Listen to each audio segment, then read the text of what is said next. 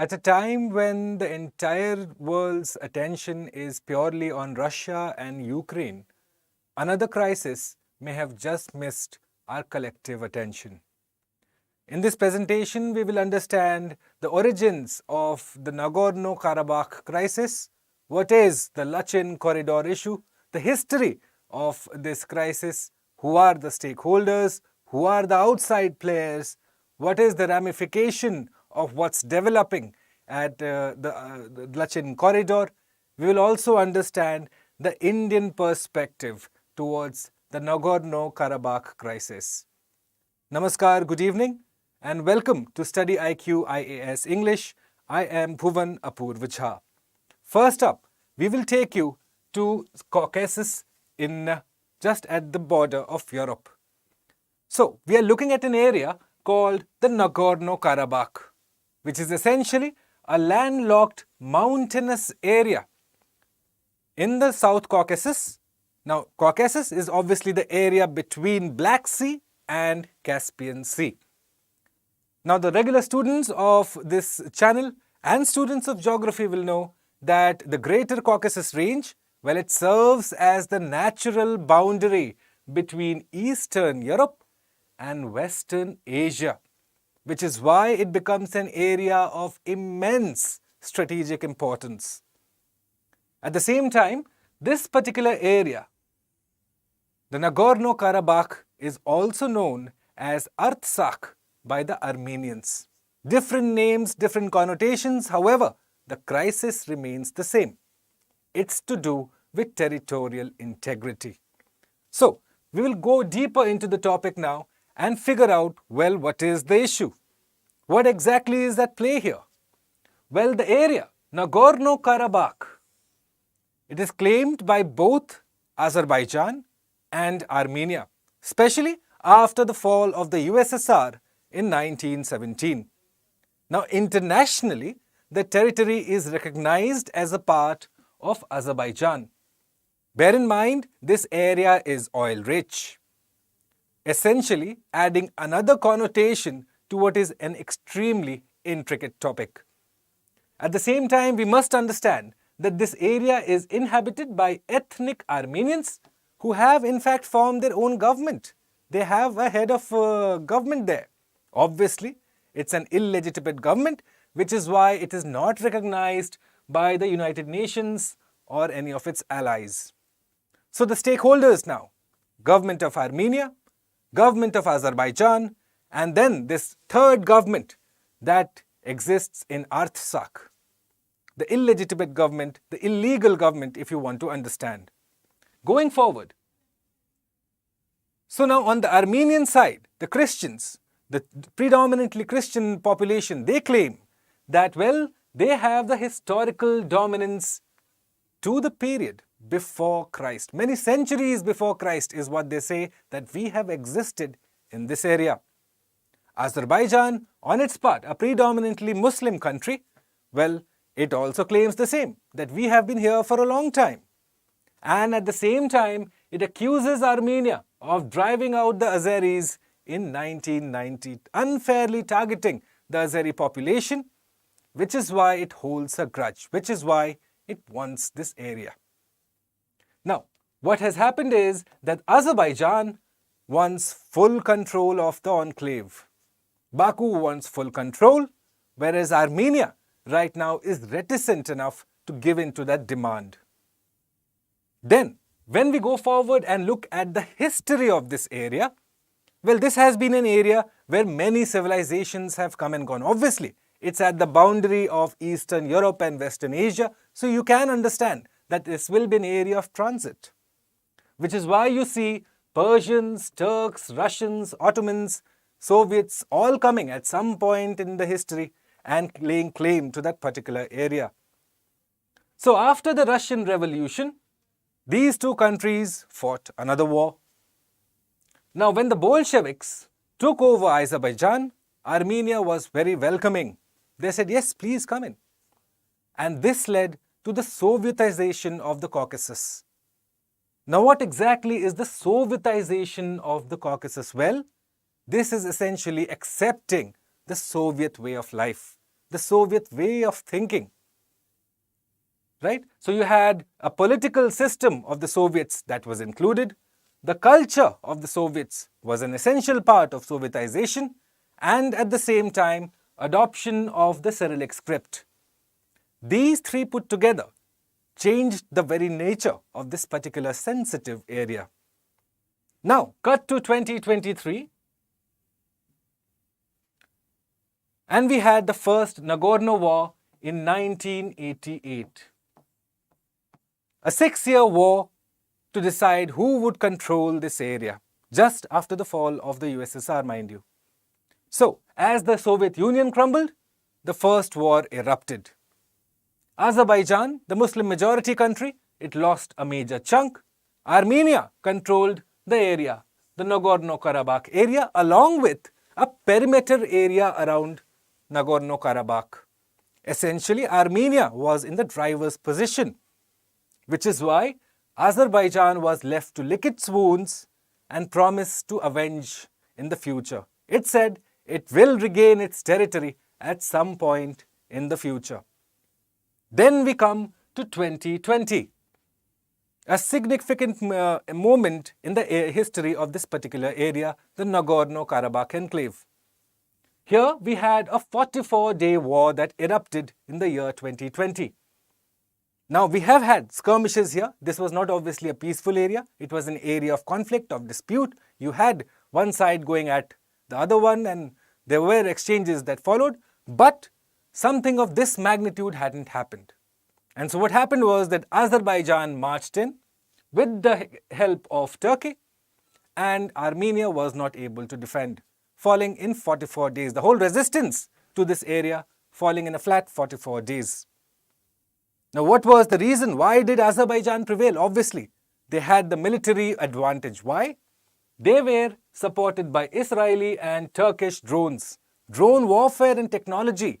If you one way to look at the biggest evidence of drone warfare in a modern military connotation, well, this particular warfare becomes of extreme importance. Then we had the Russian entry once again.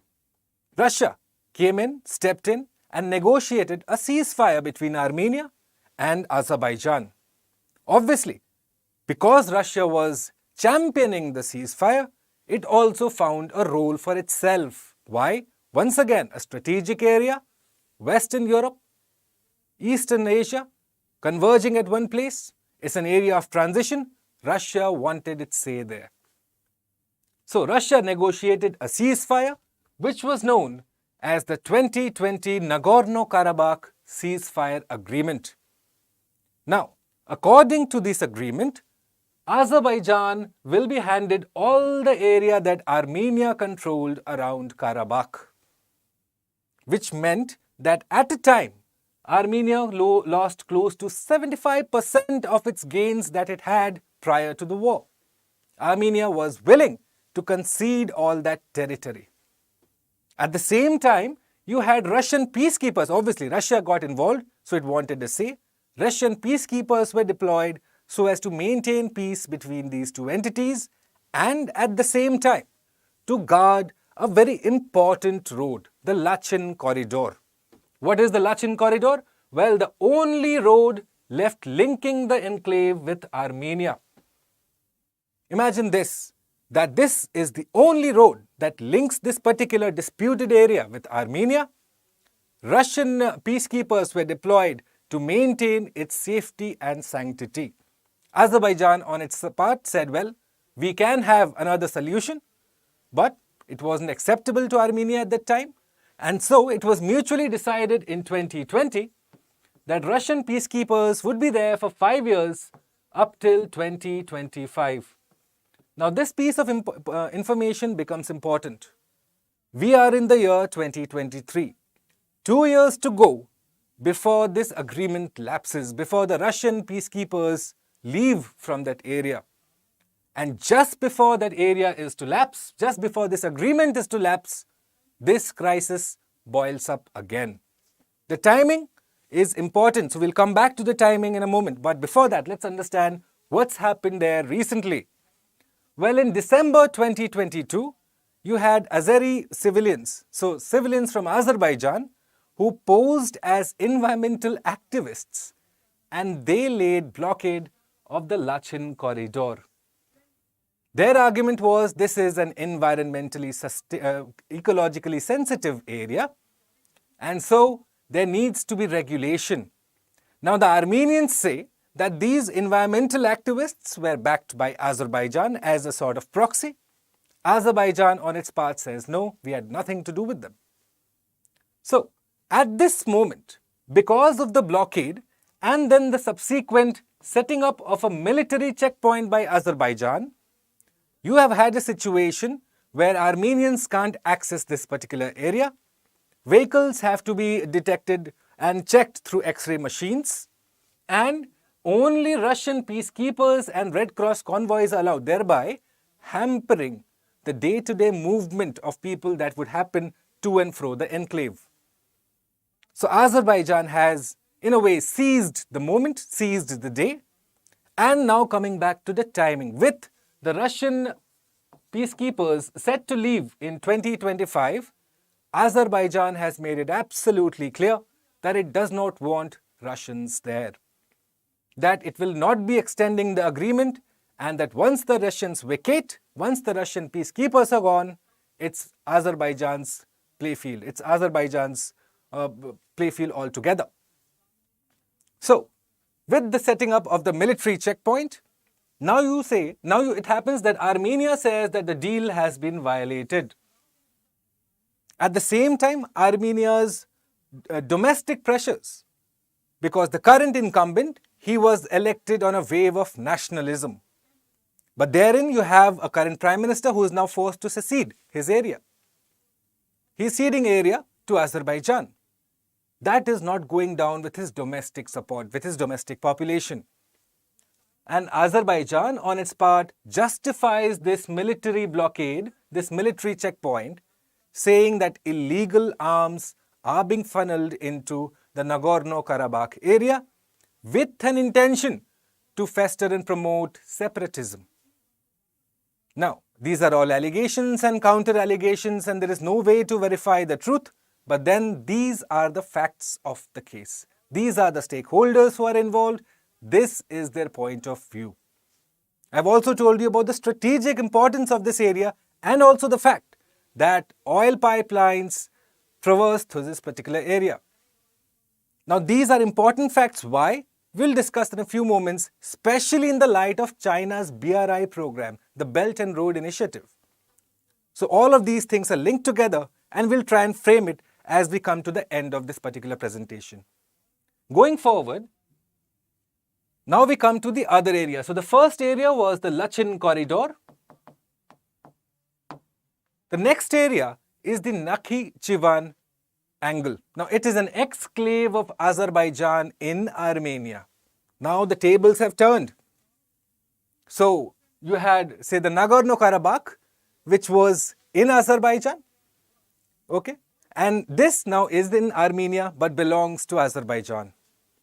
So Azerbaijan now, it wants to build a road. So this is Nakhichevan, this is Nagorno-Karabakh.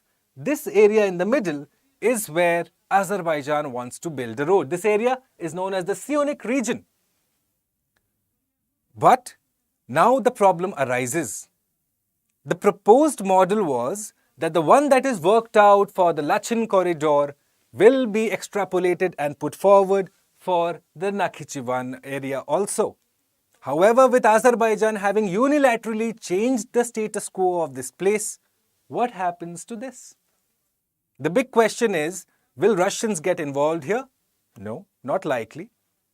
Even if they do, in the face of Azerbaijan's aggression, will they do anything? Because they haven't done anything yet in Lachin Corridor. The reasons for that? Again, many reasons, especially considering the fact that Russia does not want to open a second front, that it has been extensively involved in Ukraine, and it does not feel the need to currently get engaged in another theatre. Russia on its part says that let's stick to the 2020 agreement. Let's go back to the drawing board and figure it out. But that has not been accepted so far. That has not worked out so far. Okay? So, The proposed corridor was to be regulated the same as Lachin with Russian help. However, that plan right now is completely in abeyance. There's no saying what's going to happen with Nakhichevan. So at the same time, you have to consider Russia's muted response. Why is it that Russians haven't been so belligerent in Azerbaijan and Armenia as they have been in Ukraine? At the same time, this has left Azerbaijan confident. They are sure that the Russians aren't going to do anything. The Armenians are on the back foot. This is Azerbaijan's moment to avenge its defeat in the first Nagorno-Karabakh war in 1988. Indeed, when you go forward, you realize that of late, just of late, in fact in the last couple of days, the Armenian Prime Minister, he has said that he will accept Karabakh as a part of Azerbaijan, subject to the fact that the ethnic minority, the Armenians who are in Nagorno-Karabakh, well, their interests will be preserved, their interests will be protected. On its part, Azerbaijan says, well, we intend to treat them the same as we treat our other minorities.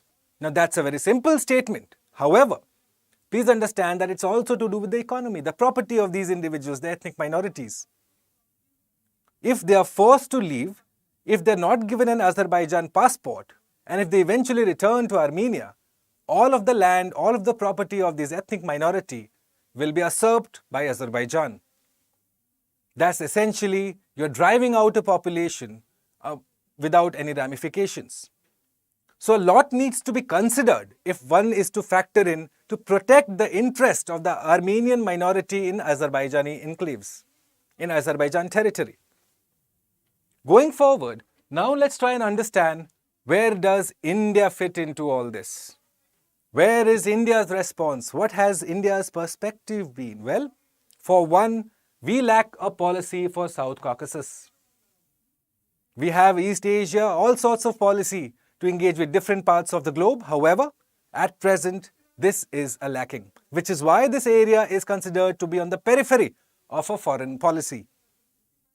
There's also an asymmetry in India's relationship with the countries of this area. Why? Well, that becomes apparently clear. India has hosted the head of state from Armenia. It has never hosted the head of state from Azerbaijan or Georgia. Why? The reasons are not very difficult. Armenia, well, it supports the Indian stand when it comes to the Kashmir issue. Whereas Azerbaijan, well, it takes the stand of the Pakistan. It takes the stand of the Pakistan government. So the Indian stance has been to respect, it has changed from respect for territorial integrity. Now we talk about peaceful resolution. Obviously, India needs to also factor in the fact, like I told you, that this area is of immense geostrategic importance, and China now, on the back of Turkey's help to Azerbaijan, is looking to make sure that it can make inroads for its Belt and Road Initiative, bypassing the Iran Rasta, bypassing the Iran way. Right? So this is why this area becomes of immense importance. Again, not just for Russia, but also for the European Union, also for Turkey, also for China, and again also for India. So which is why, at a point when the entire world's focus is on Russia, Ukraine, well, they would be best advised to also look at the Nagorno-Karabakh issue, the long festering issue that is yet to be comprehensively addressed.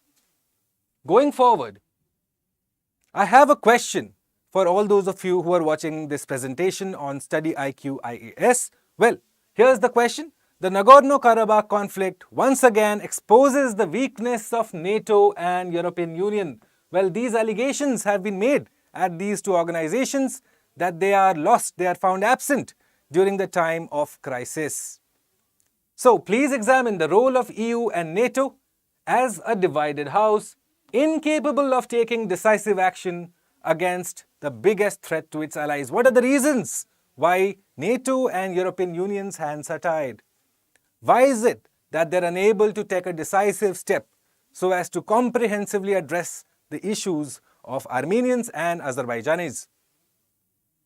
On that note, it's a wrap from all of us here at Study IQ IAS. As I was discussing with you, the Nagorno-Karabakh issue, a long festering issue that needs to be addressed comprehensively. If you did like this presentation and if you did learn something from it, well, there are other videos that I have explored on this channel. Make sure to check them out and do subscribe and like to this presentation. Till I see you again tomorrow 9 p.m. with another topic of international relevance. This is Bhuvan signing off for Study IQ IAS English.